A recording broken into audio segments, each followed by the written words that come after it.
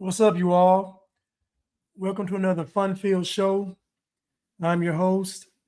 He is Blanchard, aka Free Blanche, aka Blanstradamus.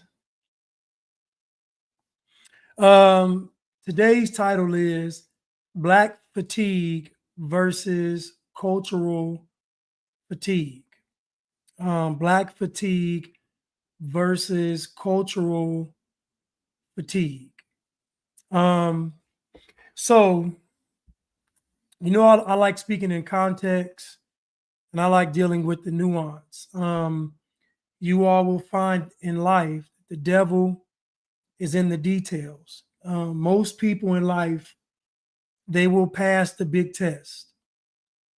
It's the small test that people don't pass. It's the cheating on your taxes. It's the lying on your application. It's lying on your resume.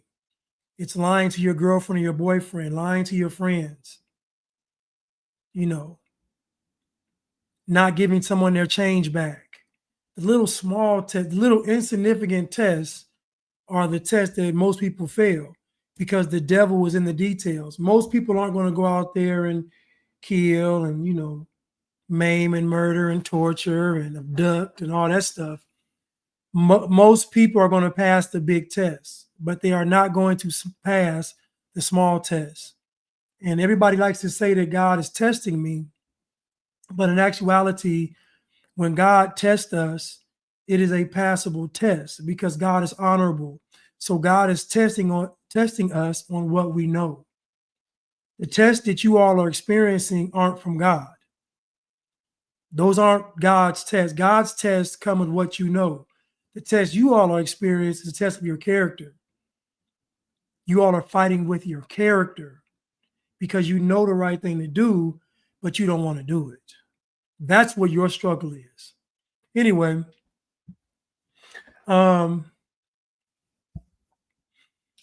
so today's title again is Black Fatigue versus Cultural Fatigue. Now, Black fatigue has been a real thing, but Black fatigue was never about Black people being tired of white people. Yes, Lady B, and lust of the flesh. Most of the world, go back to what I was saying, most people fail the small test. Most people will be okay with premarital sex if they love or care about the person. But what does God say? We're going to get married anyway, right? But what does God say? Everybody's okay with all of these things, but what does God say? They even say a little white lie never hurt nobody. Your girlfriend comes to you and she says, "Baby, do I look fat in this outfit?" You gonna lie to her? You gonna tell her the truth?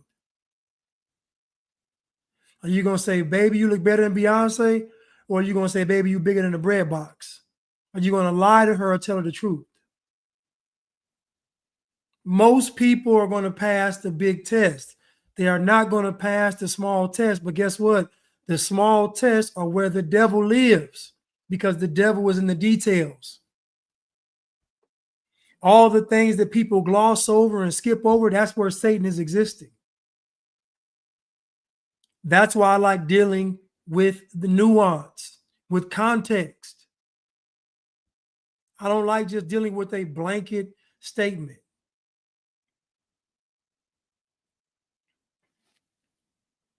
So, like I was saying, I'm sorry. Thank you, Lady B. I got sidetracked. So, Black fatigue has always existed, but it was never about Black people being tired of white people. That was never Black fatigue. Black fatigue always existed. You had slaves in the field, and those slaves in the field, what was their goal? The slaves in the field, they in the field singing, picking cotton. They after work, they go to the where they lived and dance and sang and drank. I mean, y'all do know they only pick cotton for about 2.5 months out of the year. I'm just telling y'all because that's when okay, I won't get into it because y'all don't get upset with me, but they only picked cotton when the cotton was in bloom. So when the cotton bloomed is when they picked it.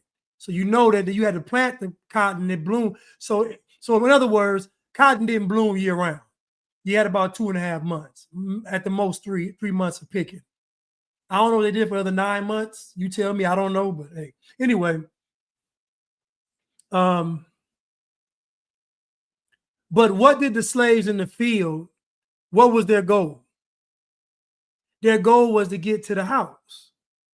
Now you would think that they would love being around all these black folks. They wouldn't dare want to be in a house full of white people. But that was their goal, to get in the house. You know why?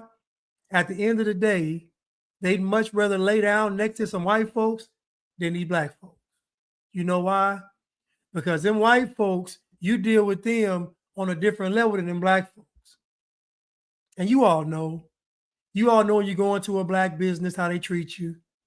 Everybody knows how a black business treats you. Everybody knows this. You go into a white business, treat you with the utmost respect. You know why? Because they respect your money.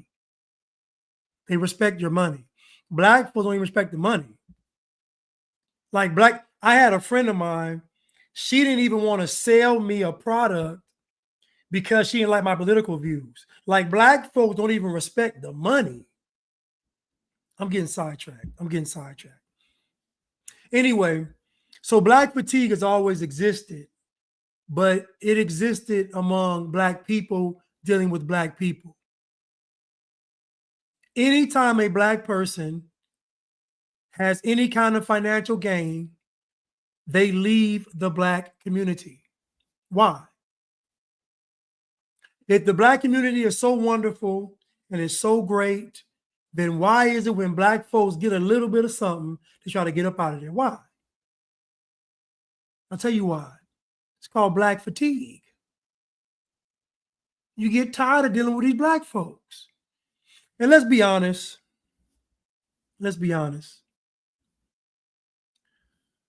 A group of people that have a 70+% single motherhood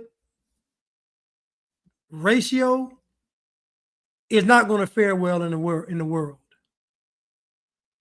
Just think about it from a household standpoint. The majority of black households are ran by women. That automatically has the majority of black people at a disadvantage socially.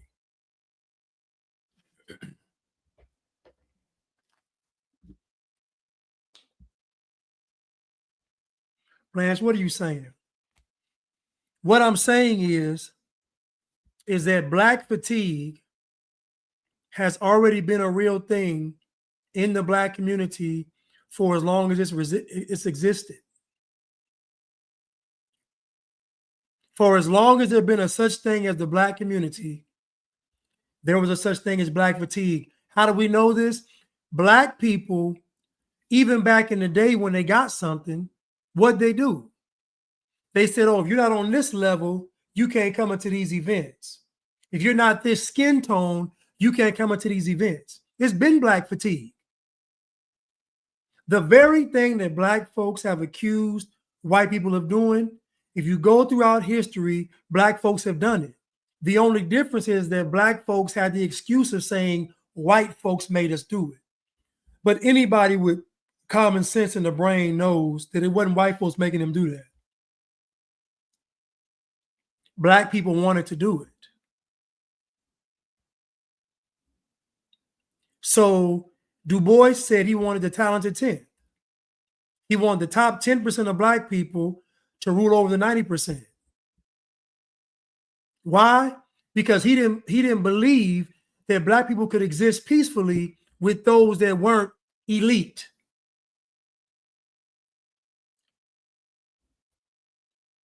In other words, he didn't want to be around y'all. He didn't want to be around y'all ninjas. Black fatigue has always existed, but it's never been about white people, ever. If you look throughout the history of black people have always tried to separate themselves from a segment of the black population. It's always happened. Black people have always tried to separate themselves from a segment of the Black population. So there's always been Black fatigue. And it had nothing to do with white people because there wasn't no white folks around. We talking about all Black neighborhoods, all Black areas, and they're still separating themselves from Black people. I told you all the show Amos and Andy was the first TV show, the first show on television to have an all-Black cast. It was an all-Black show and Black folks hated it. It was Black lawyers, Black doctors, Black businessmen. Black people hated. Black people got the show canceled. Now, why would Black people want to get an all-Black show canceled? I'll tell you why. Because they wanted to see themselves in a different light. They didn't like what they were seeing on the show.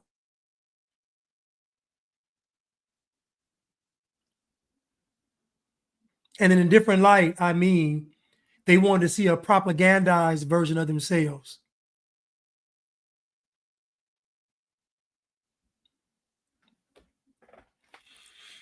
Now, today's title is Black Fatigue versus, ooh, those shirts. Listen, I designed the shirts, but I didn't purchase them yet. But I designed the Christ over culture shirt. I did. I designed that shirt, but I did not purchase the shirt. So I might need to purchase that this weekend. I'm gonna buy it this weekend so I can see how it looks. I'm gonna wear it. But I did design the shirt though. I did design it. Thank you, King Cole. Anyway, today's title is Black Fatigue versus Cultural Fatigue. And what white people are calling Black fatigue isn't actually Black fatigue, because white people aren't around Black people enough in mass numbers for them to be tired of Black people. What white people are calling Black fatigue are the results of communism. Black people are the manifestation of communism. And so what white people are skipping over is what communism and Marxism has done to America. Black folks were the targets to be used. So what white people are tired of, they're not tired of Black people. They're tired of the machine around Black people. They're tired of the political machine around Black people, the economic machine around Black people, the social machine around Black people, the cultural machine around Black people. I had a conversation with Chad today, and he was telling me that he's seen a lot of more increasing videos of white people cutting up in society. And yeah, I mean, I agree. But I believe that we got to separate culture, popular culture, and we got to separate that from carrying out a proper communist agenda. So, for example, if a white person is doing something stupid in public, they're not going to get on TV and say that Black folks made me do it. They're not going to get on TV and say the media made me do it. They're not going to get on TV and say the government made me do it. Black people are cutting up in public and saying it's white people's fault. That's the difference. The difference is one group doesn't get a pass. The other group gets the ultimate pass. And I really want to contextualize what I'm saying. I don't want anybody to believe that I'm saying that white people are somehow perfect and they don't cut up. It's not the issue. The issue is that the degeneracy of white people and culturally is not celebrated. It's not celebrated. And let me say this before I get into this. When we talk about white people, let's be honest. When people say white people, who are they talking about?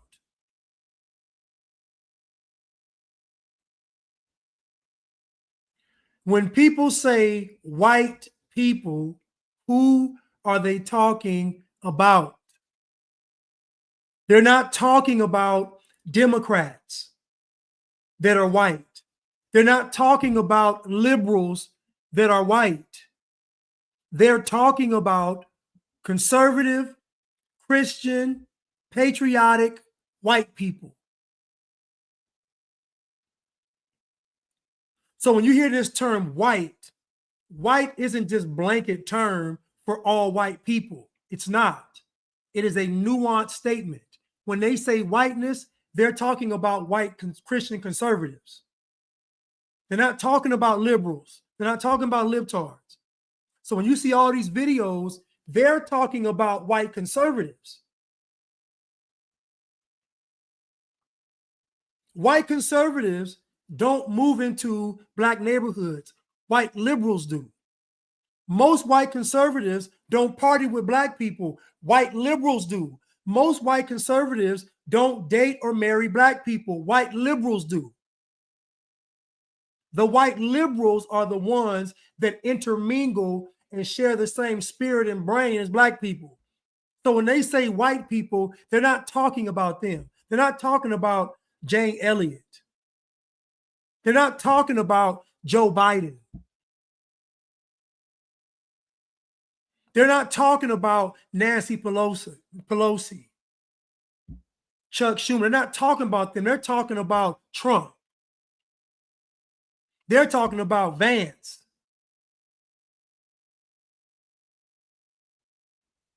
They're talking about white conservatives. So again, when we hear this term white, just know it is for the segment of the white population. It is not for all white people. So what has happened is that we've been able to exist this far with no nuance and no context. But all the while, the devil has been in the details. This is how communism can take hold in this country. This is communism back in the day was able to take over because where was the counter information to how bad communism was? Where was the information to show us that communism is bad? So when communism is introduced, it doesn't have the same pushback. But now let's fast forward. Now you see we're in an information age. So now you can spot communism. You can see people that are communists. You have something to compare and contrast to. You have a historical framework to base what you're looking at on. That looks like communism. That sounds like socialism. So what white people are fatigued about isn't black people.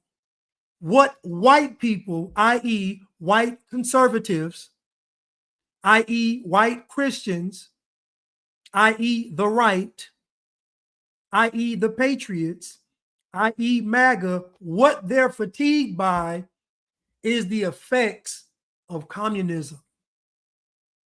It is a cultural fatigue. It's not black fatigue. This is why language matters. This is why nuance matters. This is why context matters. Because you have to get the language right.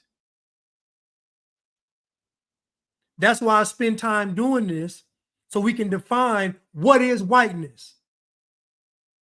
Whiteness is not liberal whites. It's not democratic whites. White is Christian conservative, Republican, right-leaning, patriotic. That's white. The opposite of those people are what they call allies. those that are invited to the cookout.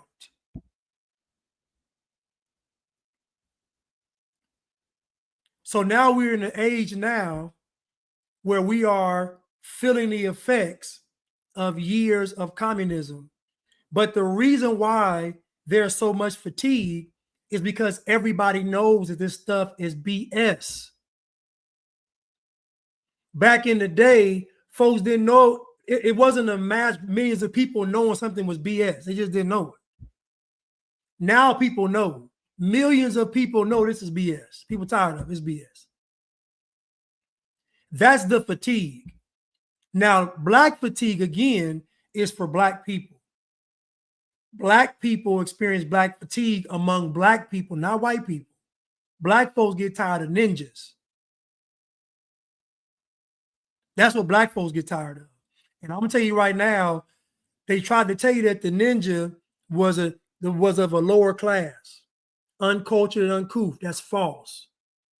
That ninja, or you can call them obligity, nigga, whatever you want to call them, they're all throughout the black community from top to bottom. The majority of black people have the same thought pattern when it comes to America. They have the same thoughts when it comes to their existence. So the majority of black people are already programmed.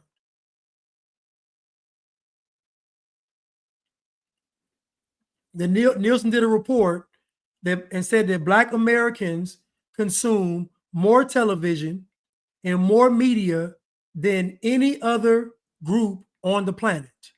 40% more. Think about that. Wrap your heads around 42 million people that consume more TV and media than any other group in the world by 40%.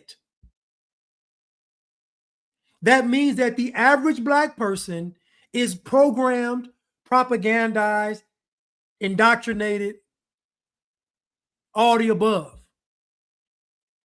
So when we see black folks cutting up in public, it's different because of the motivating factors. They aren't just being silly. They aren't just trying to go viral. They are manifesting what is in their spirit, what has been planted in their spirit since birth. It's not the same. It's not the same. You don't see white people tearing up all this stuff in the name of social justice. Now, you'll see white liberals doing it. You might see white liberals doing it, but you don't see white people doing it. So I'm separating a white person versus a libtard. They're not the same.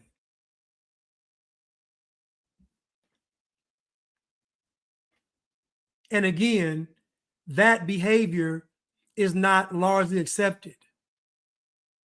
It's not. Black people's bad behavior is a part of the culture, which means it has to be accepted.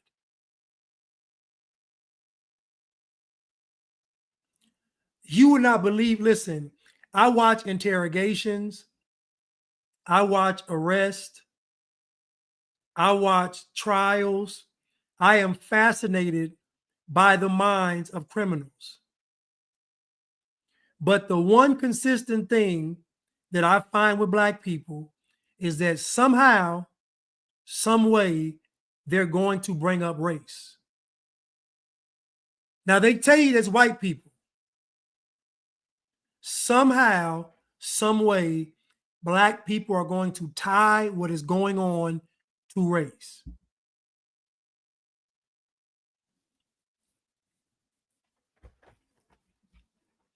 So what we aren't doing is we are not giving communism, Marxism, socialism, globalism, we're not giving those things their proper respect because we're speaking as if those things don't exist.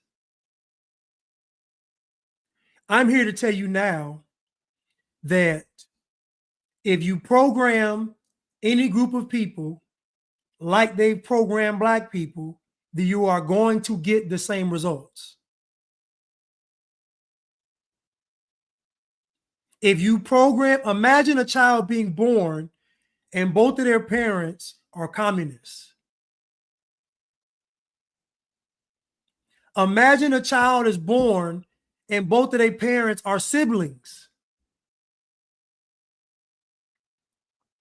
What I'm trying to tell you is that if the two people that gave birth have a major flaw in their thinking and in their ideology, then what do you think is going to happen to the children?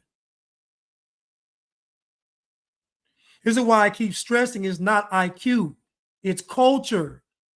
We are talking about years, decades, a century's worth of programming and indoctrination and propaganda that's been placed on black people. And I'm not giving black people an excuse. I'm not. I'm simply saying that has anybody even studied the effects of communism on black people? Has anybody even studied the effects of socialism on black people? Has anybody even done a study on it? No. You know why? Because everybody took it to be the truth. Because the foundation to let communists fly was that black people were oppressed, that black people were enslaved. That's how communism was allowed, because of slavery.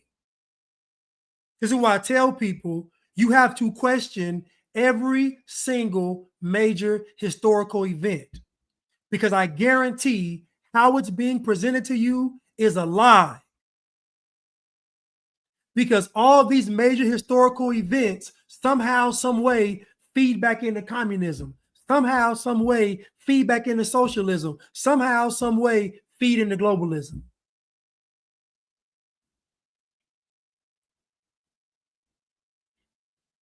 The reason why America is becoming communist is because black people were enslaved. Not because white folks were enslaved, not because black folks had slaves, but because black people were enslaved. That justifies everything we see today, all the way from socialism to globalism. No nuance in slavery, no getting to the bottom of it, no objective takes on it. Slavery was wrong. That's it. Black folks have a grievance. Let's go.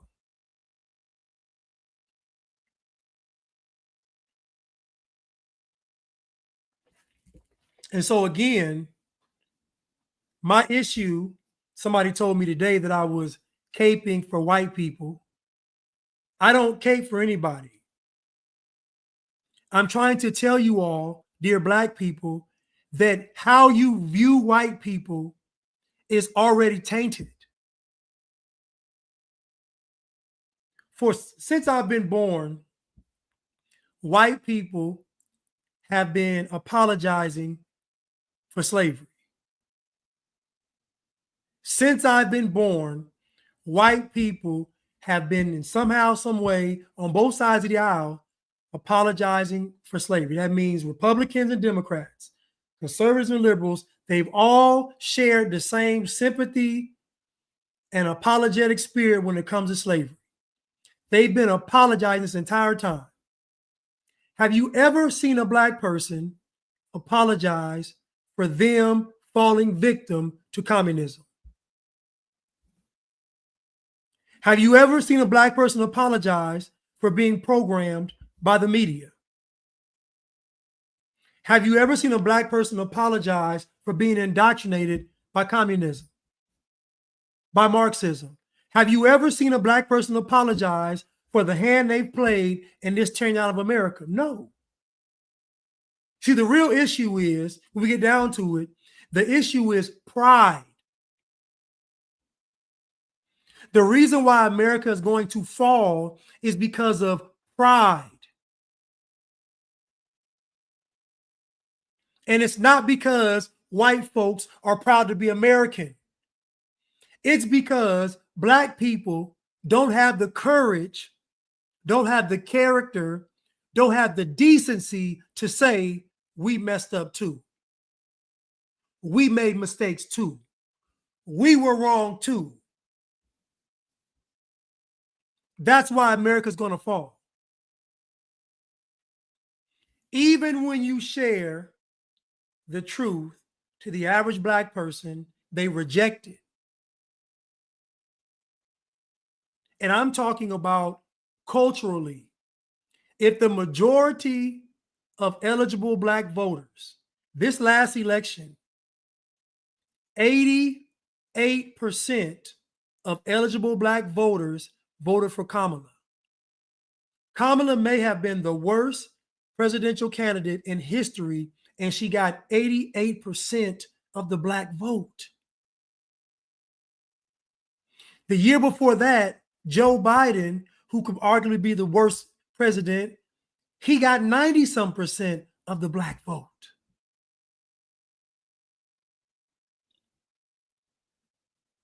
So think about in the span of these past 4 years, we've had probably the worst two candidates ever in history, and they both got the majority of the black vote. What does that tell you? That tells you that most black people are already beyond saving. Why? Because what it's going to take to save black people, they're going to reject. It's going to take Christ. They're going to reject it.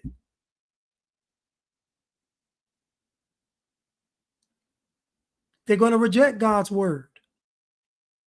The Bible says that Christ was the word made flesh. Think about that.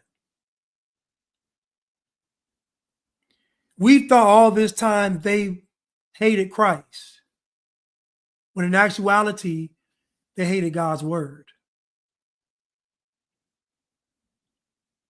Because Christ is the word made flesh. Just like the anti-white agenda is an attack against God. They're just going against white people as a cover to do it.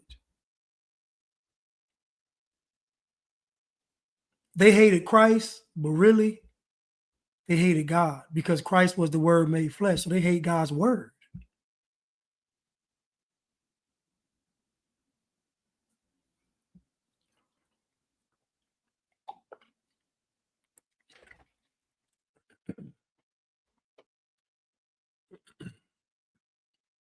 So anyway, you've never heard black people apologize for the role they played in all of this. You've never heard black people apologize for the role they've played in destroying America. And they've actually played the most pivotal role. They're actually the most responsible. Because if black folks had said no to communism, America looks totally different today. If black folks had said no to the civil rights movement, America looks different today.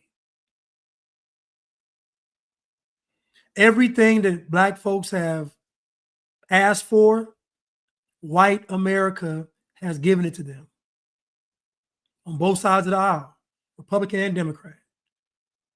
Everything that black folks have asked for, white America has given it to them. Everything. So I'm going to ask you a question. If white people have given them everything they've asked for, then what are they complaining about? I'll tell you. They're complaining because they want it all destroyed. They never wanted freedom. They never wanted equality. They never wanted access. What they wanted was destruction. Why? Because that is the purpose of pride. Because that is the purpose of pride. Pride is the beginning of sin. It's pride.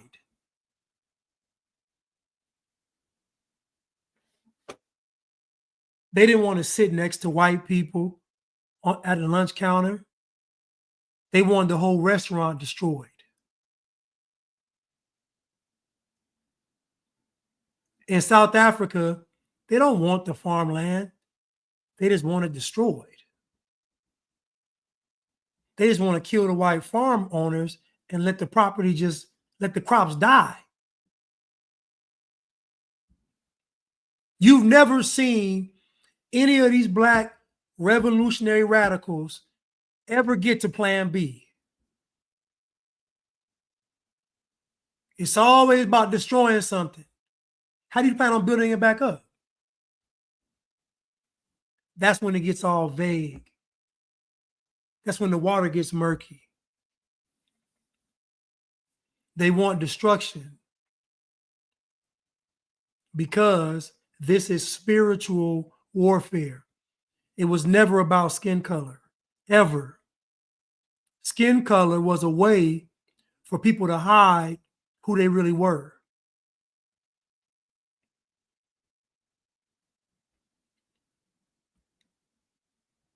It's always been spiritual.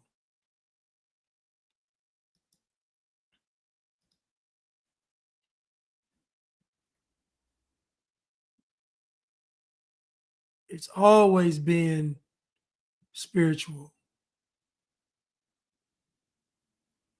But let's get to some of this, what we call black fatigue.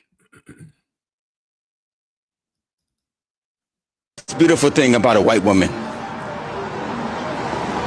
You came up to me on my black ass day to ask me what's the most beautiful thing about a white woman? On your black what? On my black ass day, the great day that the Lord has made. Yes, today is a nice day. Yeah. I just want to know. I'm trying to see, like, what is the most beautiful thing about a white woman, if you know. I'm trying to think of personal white women that I know. Some of them have empathy. Empathy? Empathy, yeah. What would you say the average black woman would think the most beautiful thing about a white woman is? Would you also say they would say empathy or something else? Probably something physical. Like what? I don't really know. These people hate us. These people, her favorite thing about white girls is that some of them are terrified of getting called racist. That's her favorite thing about white people. So you hate white people. So fuck you. I don't want to have black neighbors. Fuck off. Well, that escalated quickly. So again, and again, how black people view white people is not authentic. Because really, what she's saying is that I shouldn't have to care about white people at all. They don't deserve it. Now, this guy in this video, I like his content, but he's kind of, but I understand, but, most of these guys, they suffer from, getting a raw deal, they believe.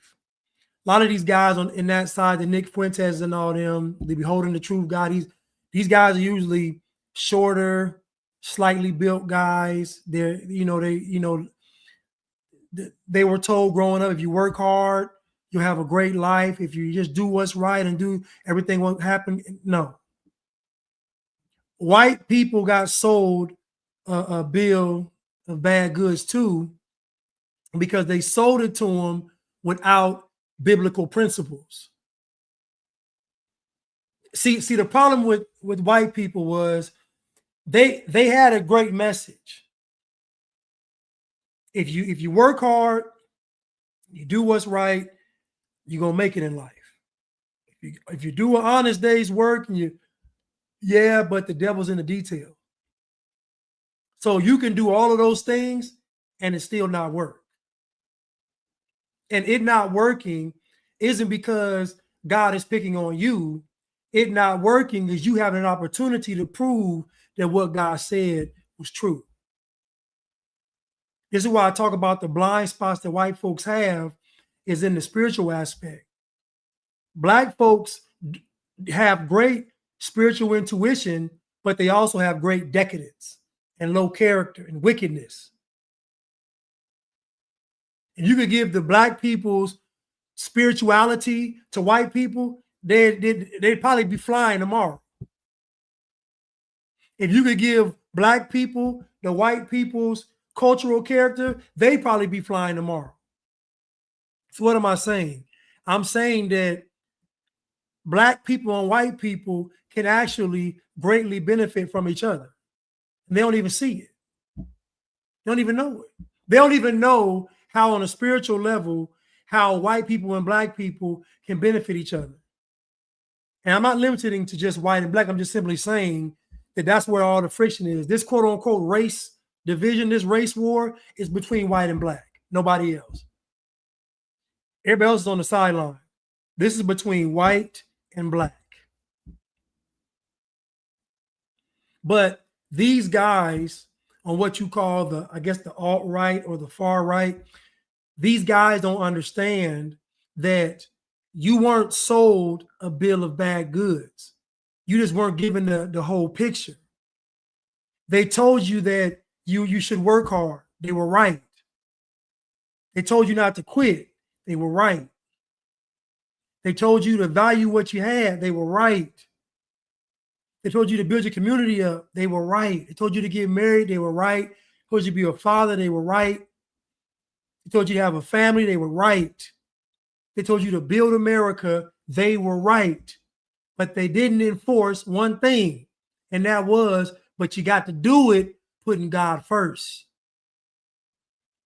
You can do all of that, but you have to do it putting God first.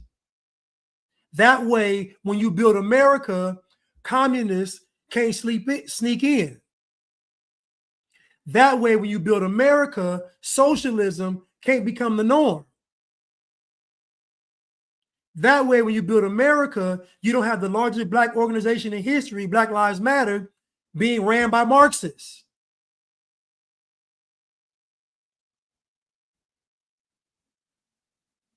America was flawed because you all didn't put God first.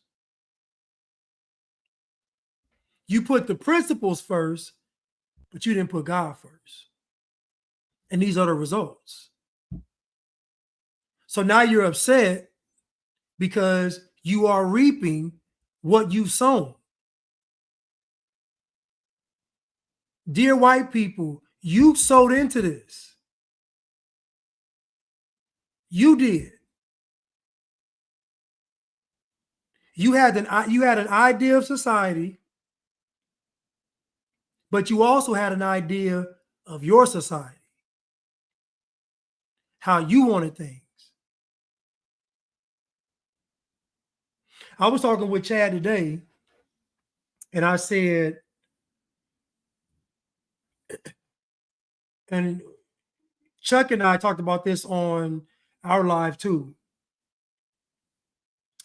From a cultural standpoint, white people usually live in areas that folks don't want to live in. The only reason there's mass migration into these Western countries is because they've been built up to be habitable. They've almost been built up like a utopia. But for the most part, white people have existed and still to this day exist in places that have a harsh climate, harsh terrain, all of these things. And so white people culturally have been forced to be innovators. The further you go towards the equator and below the equator, life is easier. So a person that's growing up on the frozen tundra and the person that's growing up in Jamaica, they're going to have two different cultures. That's why Caribbean culture is very loose and free and happy, because life is good. It's always 85 degrees, fish in the water. You can go pick a fruit, the music, even the music, everything is free flowing. So you built a culture around your environment. White people live in the harshest environment, so they built their culture around it. It makes sense though. There's a group of people somewhere between over in Europe or Asia, somewhere in between. It's like the temperatures are like, and I've got the name of these people, but it's like -80 degrees. Fahrenheit, negative 80 degrees. And these folks are just living like it. Like when you watch these videos, it's like it's 80 degrees out. They're just walking, chilling, just just playing. Got the dogs, and I'm just like, what the chick kids out there? It's so cold that they put the dude had set out like some seal meat or some raw meat or some kind of raw fish or whatever, and the child, it was so cold that it was almost like it was cooking the meat. Like it was so, it's like you went beyond cold back to hot. It was weird. Like it was so cold, they were just eating the raw meat, and that was because you got to think, can't nothing survive in that. Ain't no. I don't know how many diseases can survive, how many bacteria can survive, but it's freezing. Okay, is it okay? Yakutia, Russia. Okay, not even Eskimo, but not Eskimos, not even Eskimos. Yes, the Inuit people. Yes, the Inuit people. The Inuit people, if you observe them, they are completely adapted to the cold so much to where they ain't trying to leave. Like they've made the cold like normal.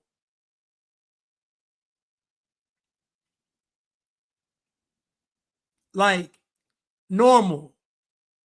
They make igloos, huge igloos. We're talking about an ice house, literally an ice house. I mean, what my point is, environment, and Chuck talks about this, environment, climate, terrain, these things affect your culture. So white people had to find ways to adapt. They had to find ways to survive. So their culture was a lot more advanced faster because of survival purposes. But also with the advancement of a society and a culture, you got to be open to ideas. And the problem is that Western culture is open to new ideas. But who says that new ideas are always good? And the one drawback to white culture or Western culture is there's always something being placed on the table when it shouldn't be. There's always a new idea. There's always something new being placed on the table to be looked at, to be examined, to be debated, to be talked about, to be studied.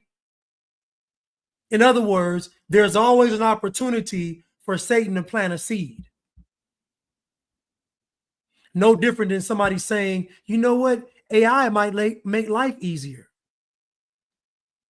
Because think about it, what drives Western culture is comfort. What drives Western culture is convenience.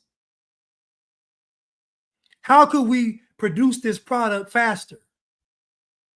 How can we ship this thing out faster? How can we build this faster? How can we cultivate this more efficiently? So should I say efficiency, comfort, convenience? But with those things also comes ideas. And because you want things to operate better, you welcome more ideas. But guess what? That's where the Satan gonna come in. Sometimes if it ain't broke, don't fix it.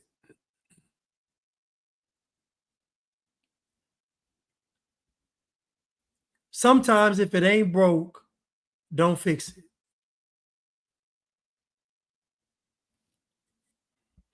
Anyway, but a lot of these guys, these alt-right, I guess, or far-right guys, they really have misplaced anger.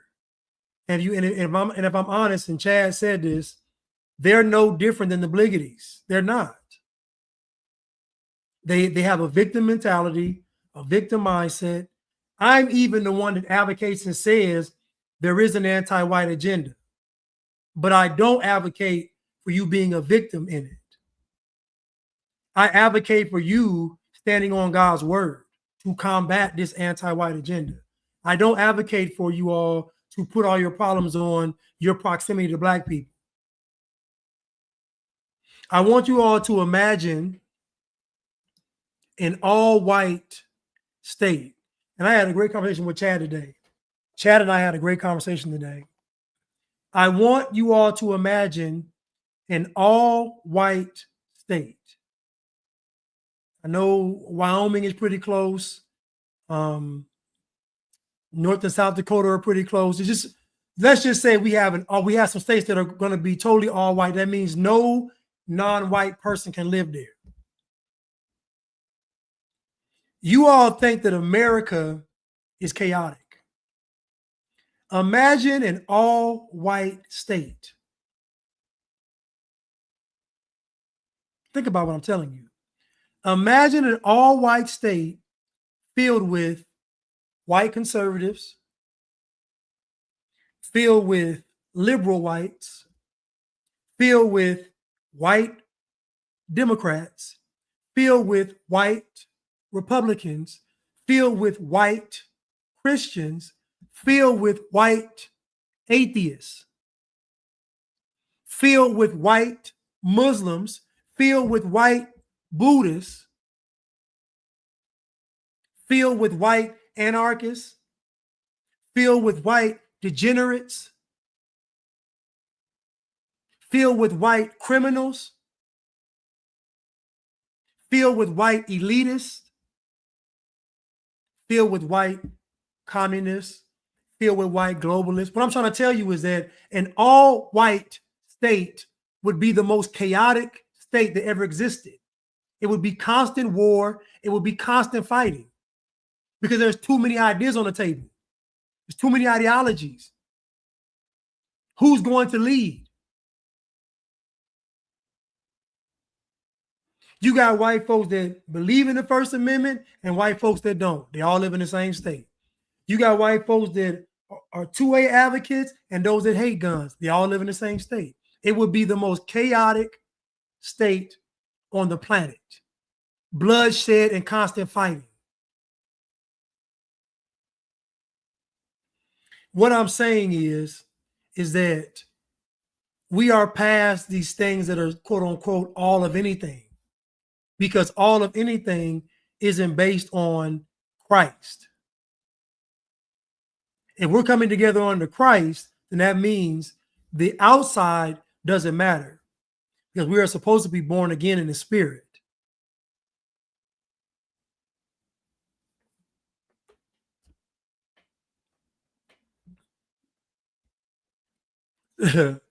Ms. Jackson said Montana, less than 13% crime. Well, Montana, again, is different because of space. So in Montana's not heavily populated. It can work. Yeah, that can work. So if you have a bunch of white folks when there's great amounts of land between them, oh, it could work until it doesn't. Let white liberals start to move to Wyoming and see what happens to it. Let some liberal trend. Wyoming is the new flex. And let's see what you see. What happened to Texas? You see what happened to Georgia. Let's see what happens if a bunch of libtards start moving to Wyoming, and then tell me how they gonna react. I guarantee it's gonna be fine. I guarantee the crime will go up then. I guarantee the numbers will go up then. Let them liberals do a mass migration to Wyoming and see what happened in Wyoming. They'll be on TV crying in a month.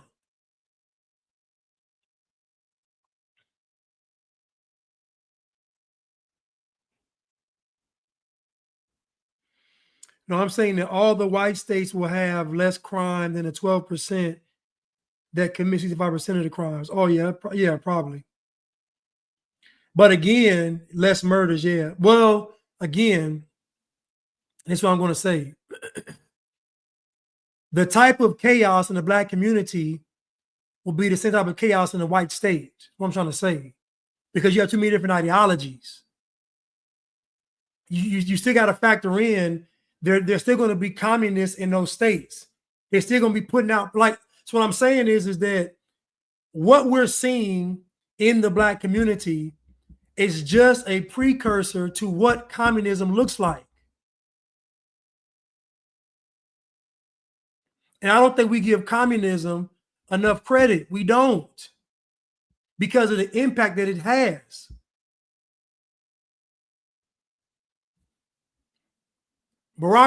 America elected a communist president.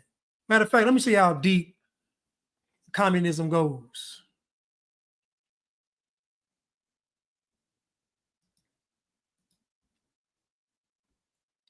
Let's go and see how deep it goes.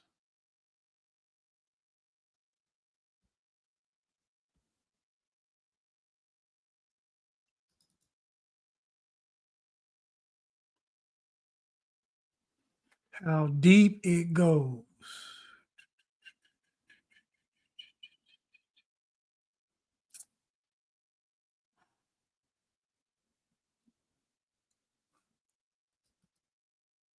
The reality is that fascists and communists are a lot more similar than they would have you believe. The Nazi Party newspaper, called the People's Party, don't you love that, stressed Roosevelt's adoption of National Socialist strains of thought in his economic and social policies, praising the president's style of leadership as being compatible with Hitler's own dictatorial leadership. So the Nazis were praising Roosevelt because his policies were like Hitler's. Hitler himself was never lacking in praise for his American counterpart. He told American ambassador William Dodd that he was in accord with the president in the view that the virtue of duty, readiness for sacrifice, and discipline should dominate the entire people. The public will transcends the interests of the individual. Mussolini went on to say that he found remnants of fascism inside of Roosevelt's administration. The principle that the state no longer leaves the economy to its own devices. Roosevelt, now he would go on to praise Mussolini. This is Roosevelt. I don't mind telling you in confidence that I am keeping in fairly close touch with that admirable Italian gentleman. Let me tell y'all something. If not for our constitutional system of checks and balances, Franklin Delano Roosevelt would have destroyed this country for good. And he damn near did.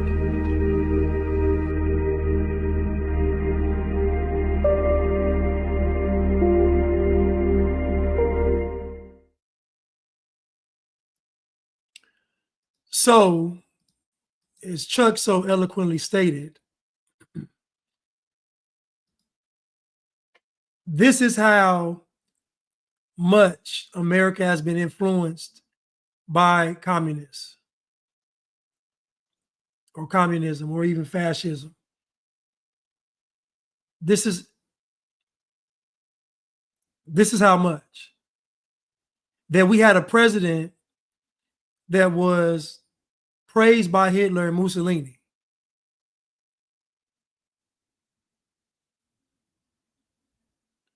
And he was friends with Mussolini.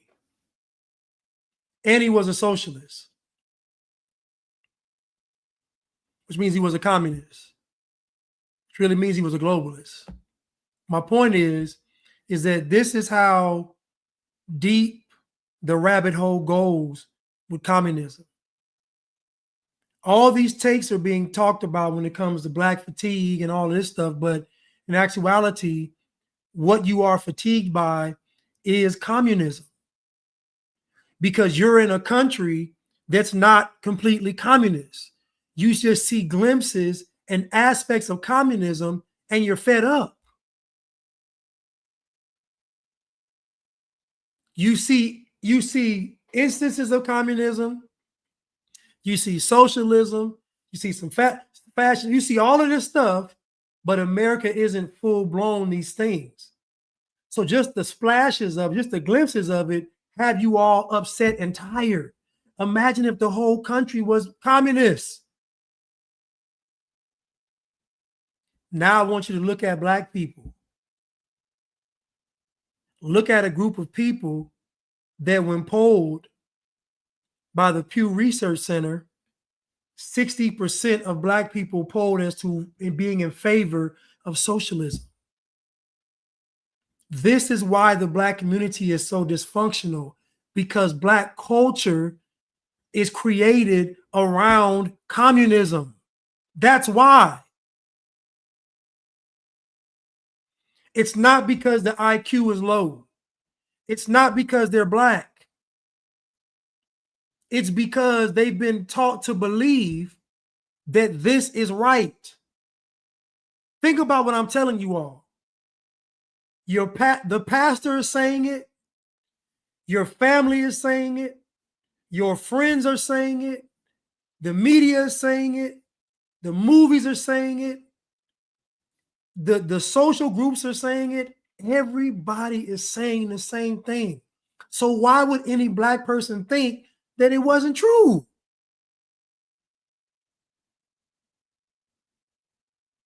The first black president was saying it. The almost first female black president who was actually black, she was saying it. Joe Biden was saying it. Like, so why would the average black person think that any of this was wrong when everywhere they turn, someone is echoing the sentiment?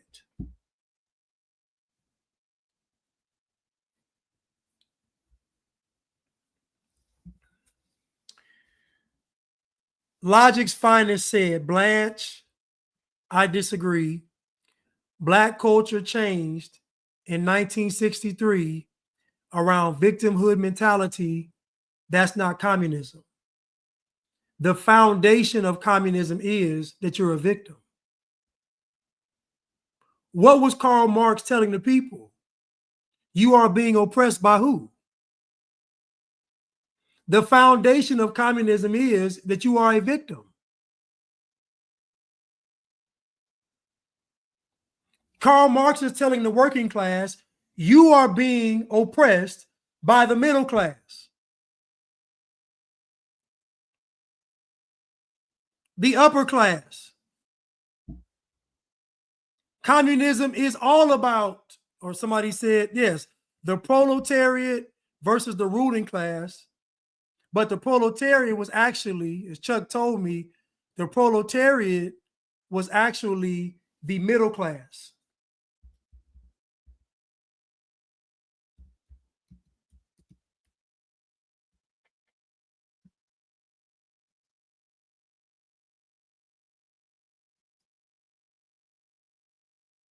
Because he talked about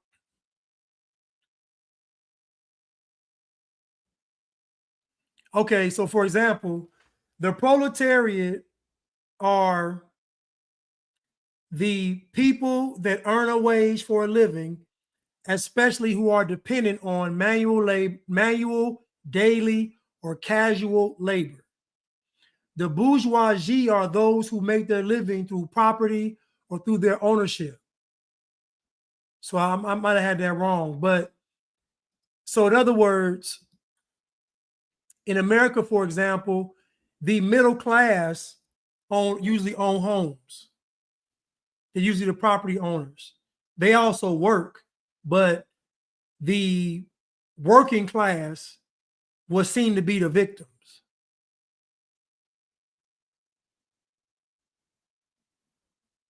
They were seen to be so, but I remember Chuck talking about it was the proletariat was actually, I don't,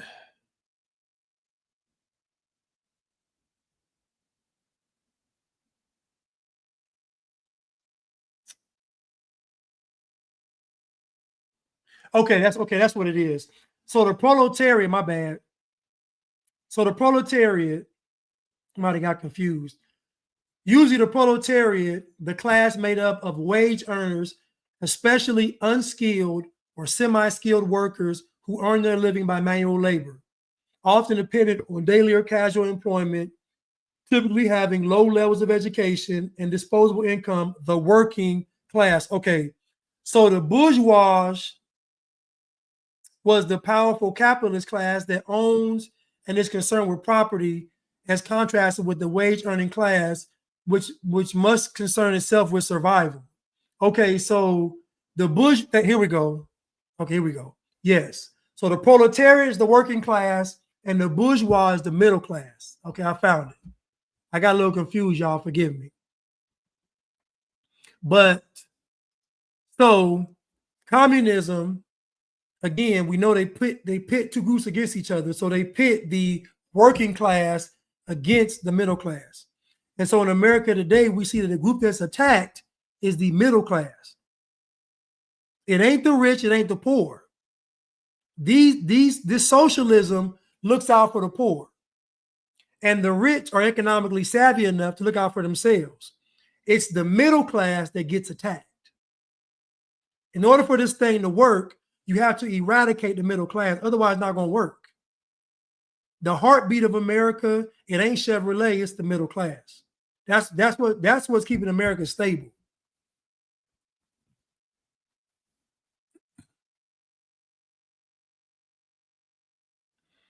Well, first of all, I don't even believe in capitalism.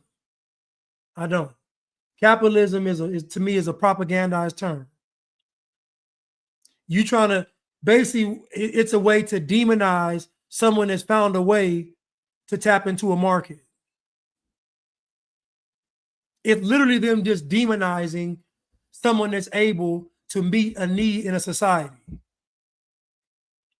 If one of you all develop a product tomorrow that people need or want, you're going to be rich. Now all of a sudden you become a capitalist. That's cap. So capitalism to me is a propaganda word. All a person did was meet a need or want or desire in society, and they became profitable. Think about the person that invented this. They got rich. Are they capitalists?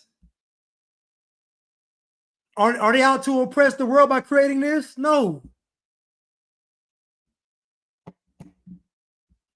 Who created chapstick? They got rich. Were they out to oppress? No. So I don't agree with capitalism as a term. I don't. So again, communism was based on the victim mentality.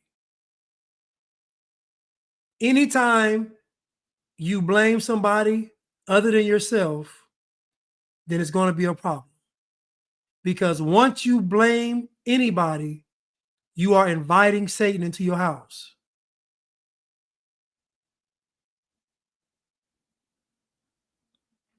I take responsibility for everything I do. I don't subscribe to a victim narrative at all. I take responsibility for everything that happens to me. I'm not giving my power away to nobody. I could have been walking down the street and got struck by lightning. And I would have said, you know what? I should have been walking faster. I should have left the house earlier. I'm not giving my power away to nobody. It's nobody else's fault but my own. Everything is my fault. I lean on God to take care of me. I'm not blaming nobody for nothing. Not the Jews, not the Pope, not the Vatican, not the communists, not the globalists, not the government, not nobody. I'm not blaming not the libtards. I'm not blaming nobody. Whatever happens in my life is on me. And if it's not going like I wanted to go, then guess what? I need to increase my faith. If it's not working out, I need to lean on God more. I need to trust God more if it's not working out. If I'm not getting the desired result that I want, I need to go to God, not blame somebody else. I need to go to the throne boldly. The problem is that most people don't want to go to the throne boldly because deep down inside, they know they don't deserve it. And they'd rather terrorize somebody else than go to God because they know God sees right through them and sees their heart and their intent. There's no way you can be a believer and point your finger at somebody else. The Bible says we cast all of our cares and our burdens onto the Lord. Christ said, my burden is easy and my yoke is light. So any problems that we have in this world, we need to be going to God with, not blaming somebody else.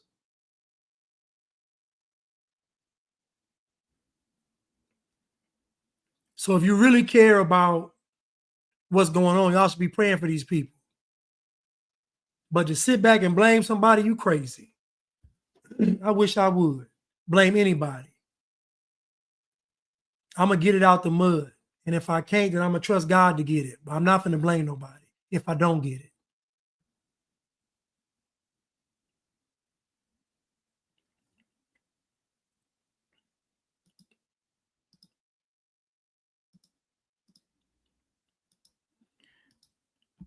I'm going to go another video. But in order to have a compassionate society cannot put compassion before justice, because if you put compassion before justice, you will end up with neither. Right? Because compassion, right, that comes from the feminine. When you have an overemphasis on empathy, you produce narcissistic people. You produce narcissistic adults. And instead of that individual crumbling and having to be built back up, because we all run around with these preconceived notions about what we think is right and what we think is wrong, right? We all went through it. Unfortunately, the world is capitulating to our fantasies. And what's happening is somebody got to fall. It's going to be society, or it's going to be us or certain individuals, because the society is not strong enough. It can't tolerate your delusions.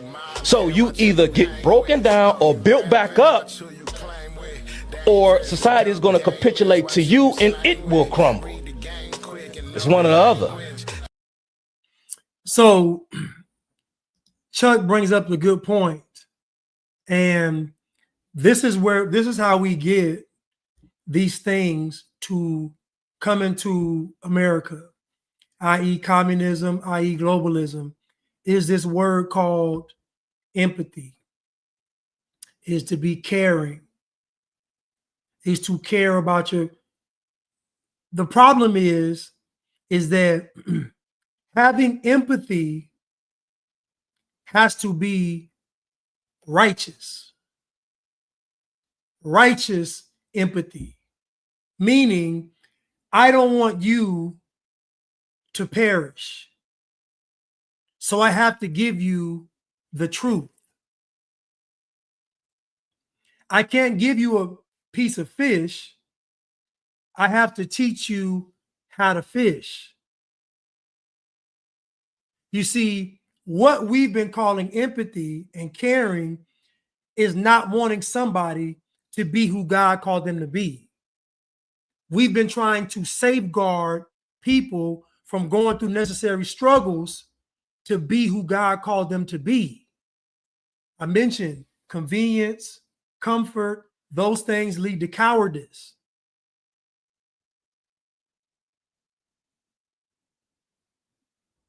This is why I recommend people going to the gym. I don't recommend you going to the gym for health. I don't recommend you going to the gym for aesthetics. I recommend you going to the gym to build your character up, because there's going to be a lot of days that you don't want to go to the gym. There's going to be days where you don't feel like working out, but you do it anyway, because that's what's going to build you up as a person. So they try to play on your emotions and make you believe that Black people had it so bad. They had it so bad that they can't do for themselves today. And so we got to step in and we got to help Black people. Why would you not want to help Black people? Look what they've been through. You see how the devil works? You see how the devil can take something good and use it for evil?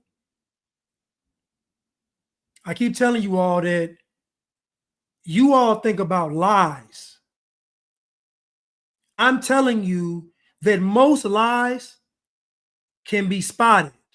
What can't be deciphered or spotted is the deception, when you're being deceived, because they can use the truth to deceive you. So when it comes to Black people, all they got to say is slavery. Well, it's a fact that there was slavery.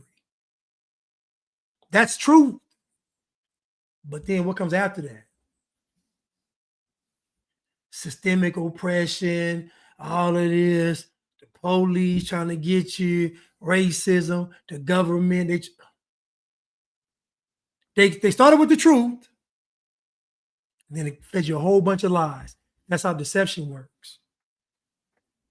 So same thing what Chuck is saying, if you empathize with people too much, you're going to create narcissists.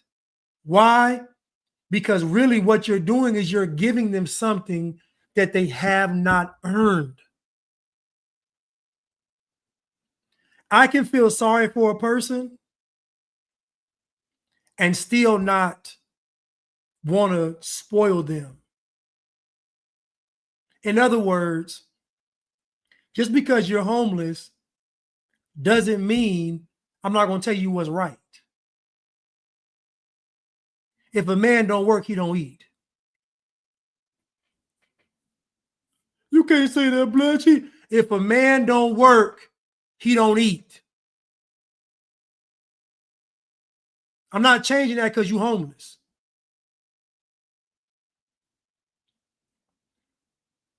The Bible says we give the poor the good news of the gospel, because giving money to poor people is just like you giving it to God. And most people take that scripture out of context. Giving money to poor people is like giving it to God, because money does not benefit poor people.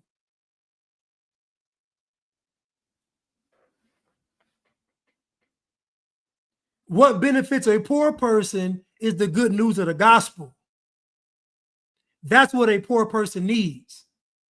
A poor person has money all the time. They don't manage it well.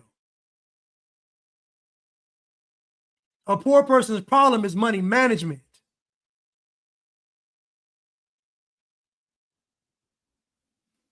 The good news of the gospel.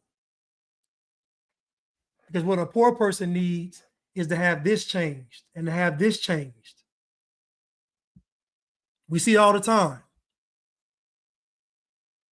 People win the lottery and go broke. How? Because their heart didn't change and their mind didn't change. It's a poor person that got millions of dollars.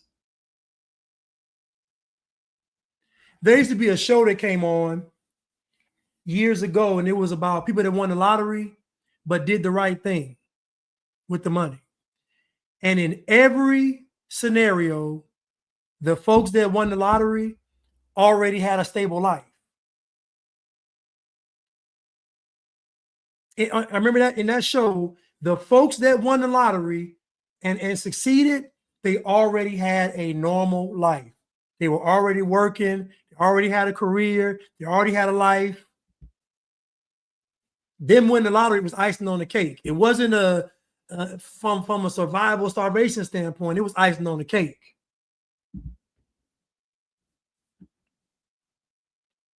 I really like what Chuck said in this. We'll play it again. But in order to have a compassionate society cannot put compassion before justice, because if you put compassion before justice, you will end up with neither. If you put compassion before justice, you end up with neither. So if you capitulate to the grievances of Black people, you end up with this chaos. Just because a Black person tells you that they are oppressed doesn't mean it's true. Just because a Black person says they're experiencing racism doesn't mean it's true.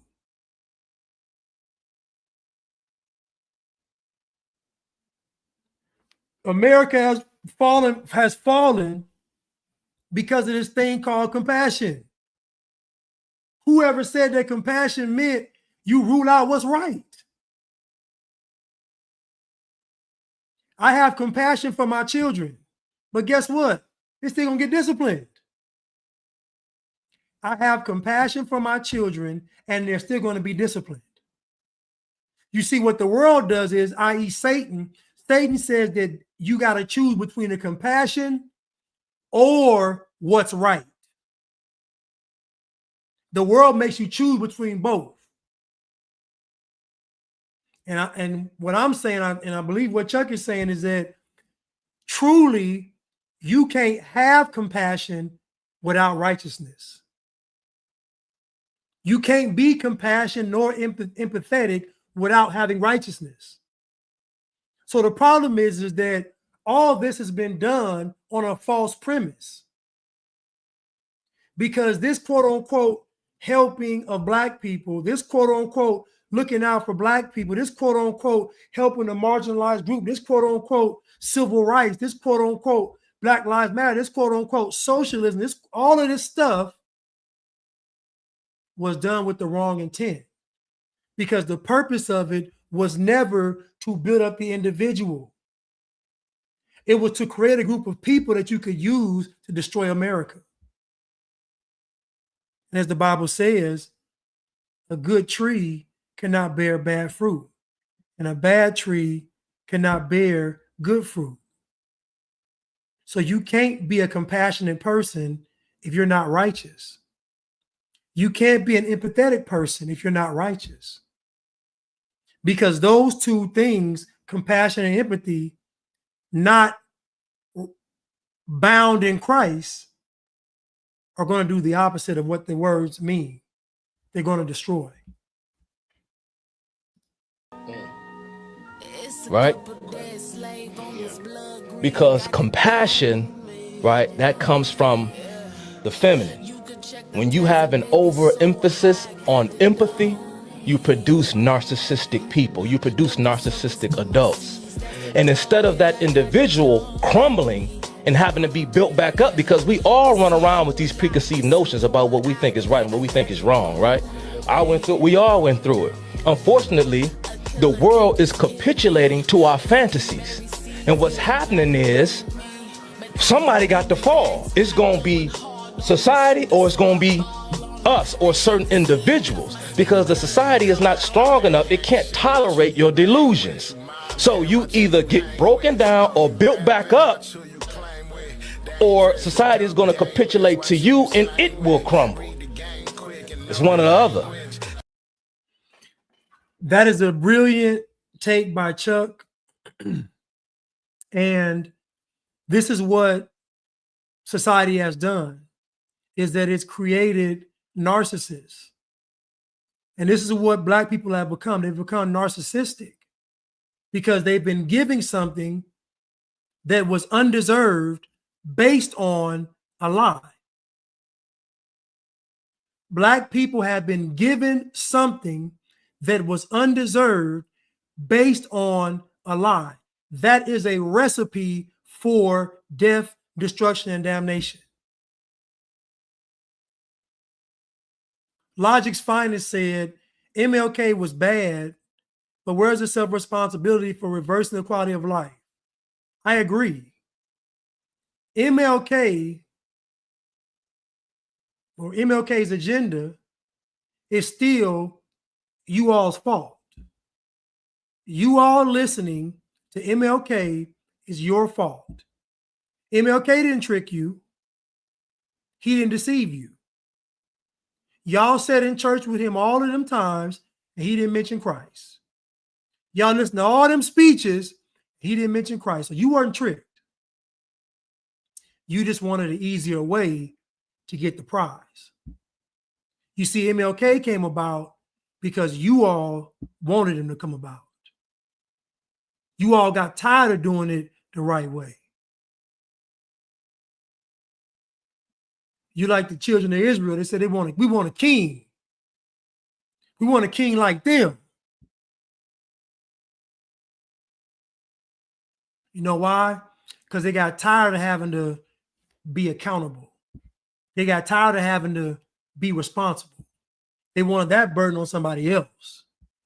Let the king deal with that. Let the king talk with God. Let the king get punished for what we're doing.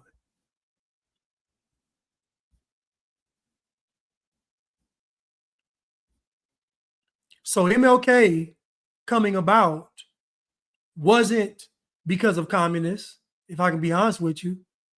It wasn't because of globalists or MLK came about because that's what Black people wanted. He came about because that deep down inside is what black people wanted. They wanted a king. And they literally got a king. Black folks wanted Marcus Garvey. Black folks wanted Malcolm X. Black folks wanted Jesse Jackson. Black folks wanted Al Sharpton. Black folks want Umar Johnson. Black folks want Brother Polite. They want Nature Boy. Black people want Young Pharaoh. Black people want these people. That's why these folks are popping up out of nowhere. That's why they're rising to prominence, because black people want them. Because black people said we are tired of doing it God's way.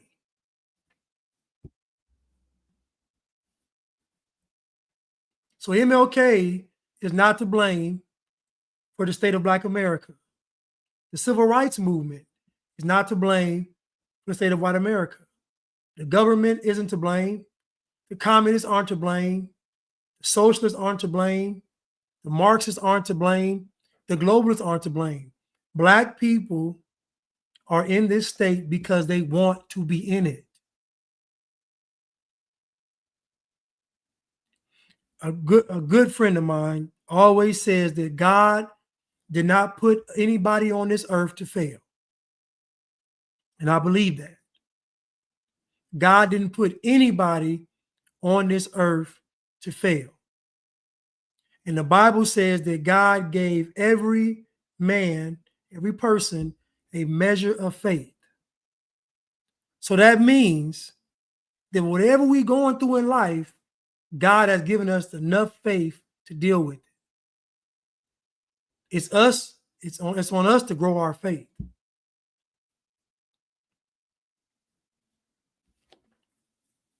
So again, until black people come to the table and say, we messed up, until black folks come and say, we're sorry, until black people come and they say, it's our fault, there's going to be death, destruction, and damnation. There's going to be weeping and gnashing of the teeth, because black pride, believe it or not, is going to lead to the Antichrist.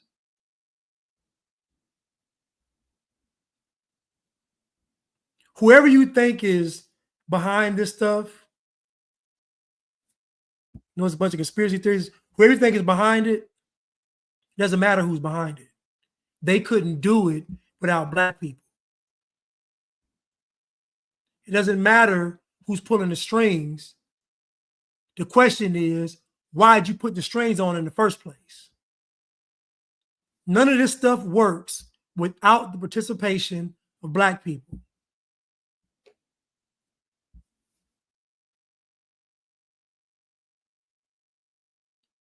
So I'm telling you all now that black people need to apologize for the role they've played in the demise of America.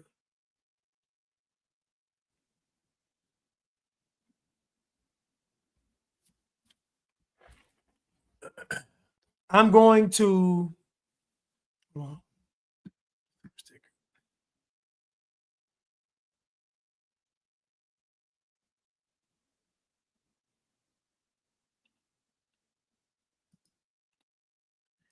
Vintage Goods Willie, get one of those ninjas loose on Section 8.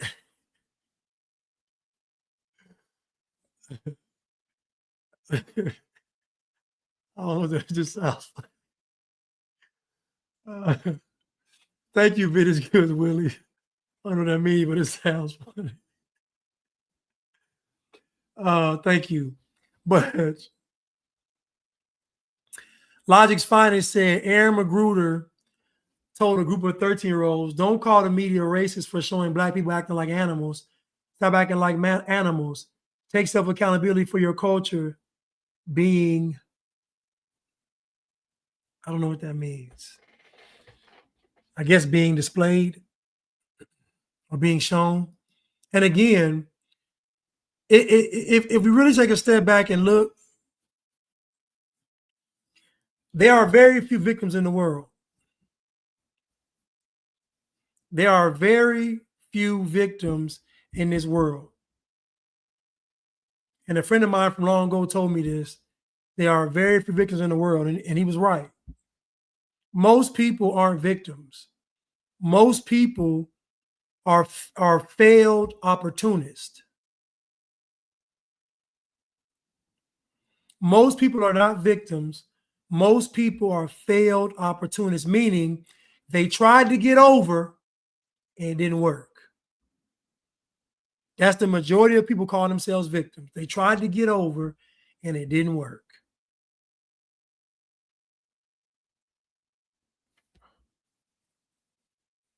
Anyway, thank you, Agadas Navi, so much for moderating.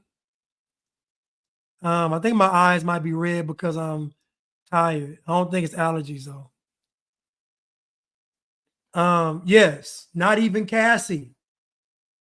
Folks might get mad. Cassie, do I believe that she's a victim? No. You know why? Because what makes someone a victim is the absence of a choice. If I take away your choice, now you're a victim. But if I give you a choice, not a victim. Again, you are an opportunist that failed. So that means that Cassie was presented with a deal by Diddy. And she thought to herself, I can get over. Otherwise, she wouldn't have took the deal. She saw the deal that Diddy presented and she said, I can come out on top. A woman that goes to see Harvey Weinstein, she's thinking, I'm going to come out on top. Most people calling themselves victims are failed opportunists. It didn't turn out how they thought it was going to turn out. Simulated Student said Cassie is an accomplice, but she is. Because whatever Diddy was doing, she was right there. She participated and she watched. If P. Diddy, okay, if a person witnesses a child being abused and they don't tell the authorities, they don't report it, will they get in trouble? If a person witnesses a child being abused and they don't report it and they don't tell the police, are they going to get in trouble? Yes. Yes.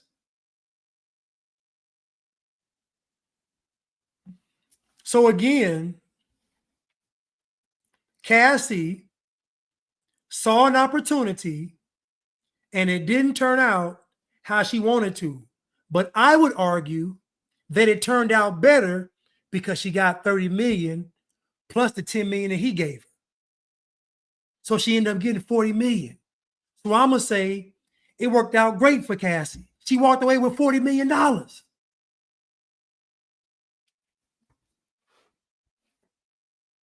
She walked out with $40 million.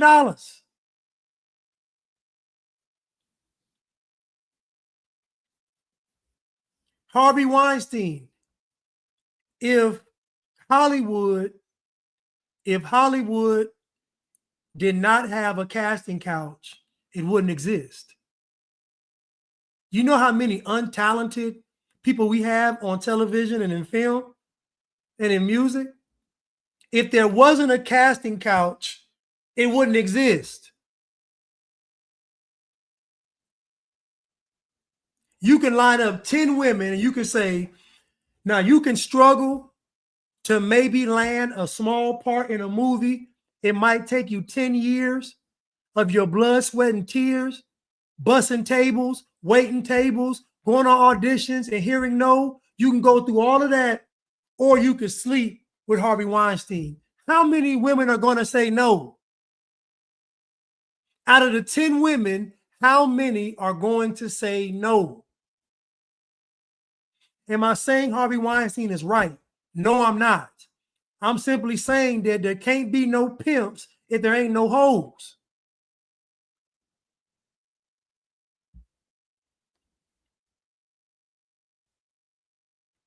There can't be any pimps if there ain't no hoes.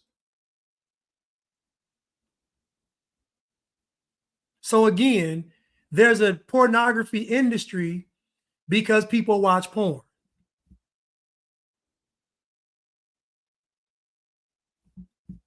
So as much as we want to condemn Harvey Weinstein, much we want to condemn him, we also must look at how many of the people did it voluntarily. And how many of the people would rather do it. I'll never forget. Do you know why the Me Too movement ended?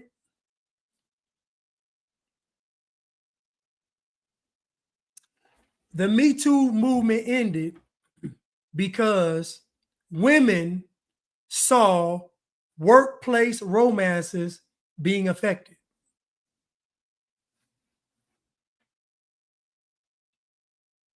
What's the big dating online dating thing site? Not eHarmony, Match.com.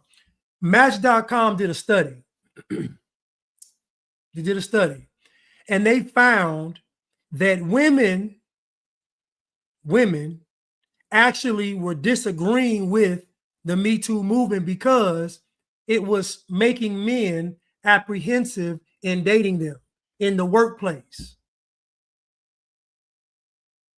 The Me Too movement greatly affected workplace romances, which is where most people meet their significant other is at work. Believe it or not, it's at work. So imagine women on a job trying to find somebody and they can't because all the men are like, we ain't taking no chances.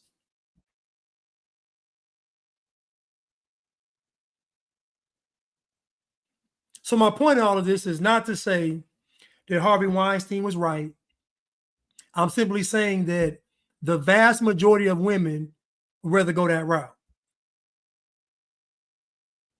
That's what I'm saying.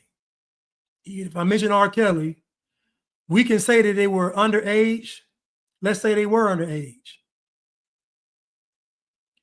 But just because R. Kelly is wrong doesn't mean they're not wrong too. Those girls knew right from wrong too. Those girls knew right from wrong too. Not to mention their parents pawning them off on them. Not to mention my boy told me that R. Kelly was all at the high school. At this high school in Chicago. He used to always see, he used to have this Indy 500 purple Corvette, limited edition Corvette Indy 500. Was all at the high school. He was all at the high school, R. Kelly. So again, everybody knew. Everybody knew what R. Kelly was doing. Am I saying that R. Kelly is not wrong? No. I'm saying that everybody's wrong because everybody knew right from wrong. Everybody had a choice. Sparkle even took her niece to go be with R. Kelly. The one dancer said she walked in on R. Kelly and Aaliyah having, intercourse, and she walked out and kept dancing the next day on stage. So again, when I'm talking, thank you, Neek.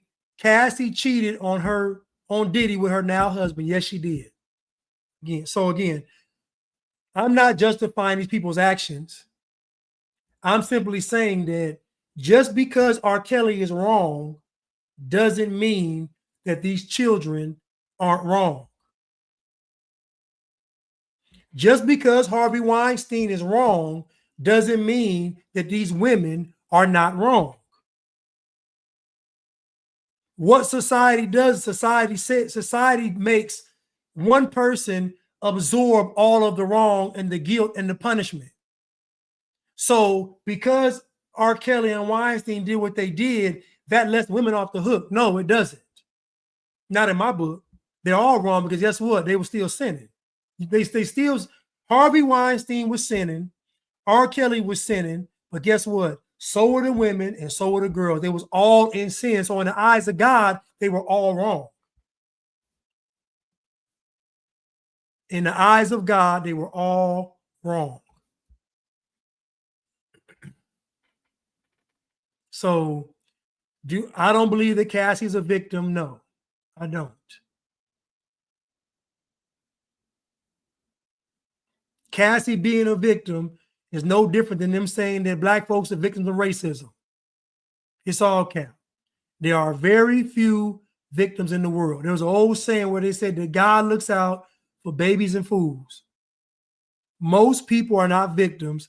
They are just failed opportunists. Everybody's thinking, I'm going to be able to come out on top by doing what I'm about to do. And when it doesn't go right, then they're victims. There was one lady in Texas. She was a radio show host. She knew everything that R. Kelly did. She knew everything. She still went out to be with him, and she still said she was a victim. She was 36 years old. So again,